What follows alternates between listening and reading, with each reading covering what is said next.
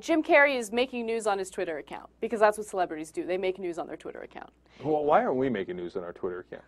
I don't know. Say something controversial on there. Oh, should I? Yeah. Okay. Okay. So, Jim I'm Carey... going to auto-tune my Twitter.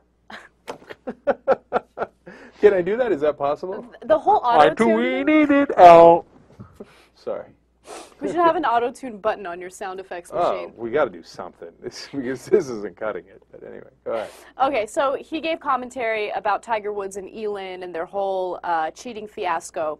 This is what he first says about Tiger Woods. Tiger Woods owes nothing to anyone but himself. To please his father, he gave up his childhood and his freedom in the world.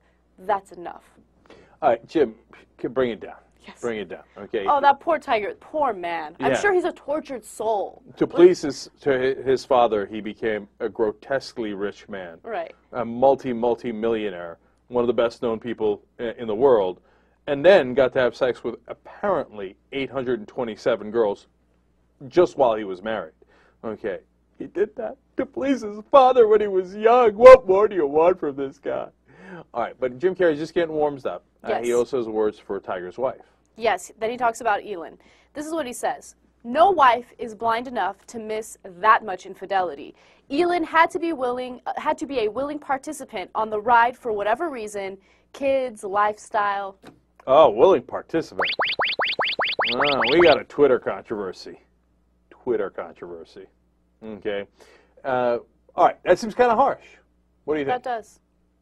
I don't think that it's an outrageous statement. I think that there could be truth behind that. A little controversy from the Casper. Look, that's something that R.J. Eskow said when he was on our show, and I was like, yeah, I mean, how could you not know? She had to at least have a clue about it, okay? Yeah. Now, having said that, if it turns out your boyfriend or husband cheats on you, right, and then somebody comes and says, you know, yeah, you were a willing participant, how angry would you be? I'd be angry if I wasn't a willing participant. But if I was a willing participant, then fuck, I got caught. That kind of sucks. I mean, I don't know. Well, look, I think it's pretty harsh, right?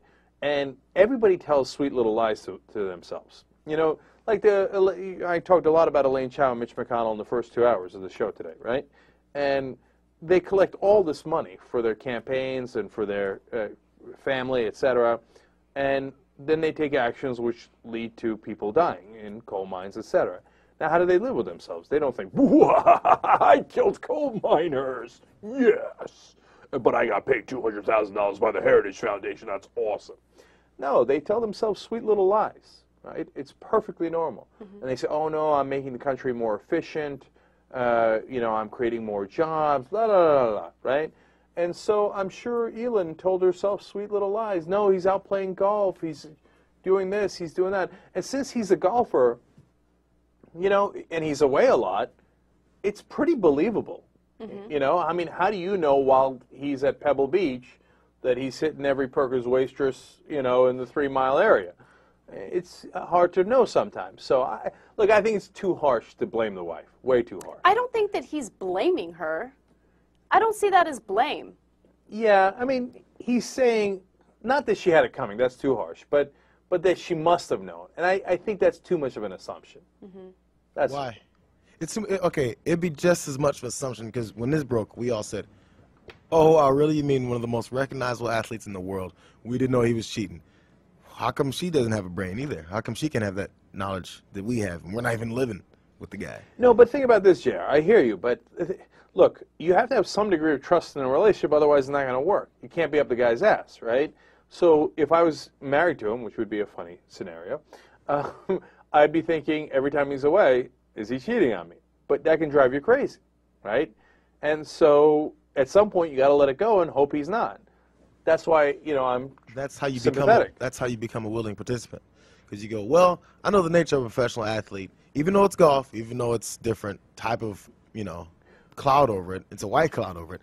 But then you'll still be like, no, maybe not. Maybe not. Maybe not.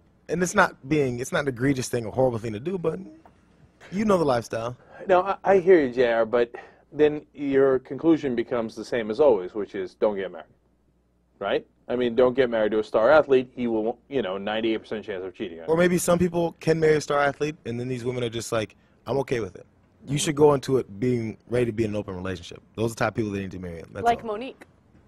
Monique would be the right woman for Tiger Woods. Well, in some ways. But I don't think Tiger's taste in women runs into what Monique's got going on. I'm just saying. I mean.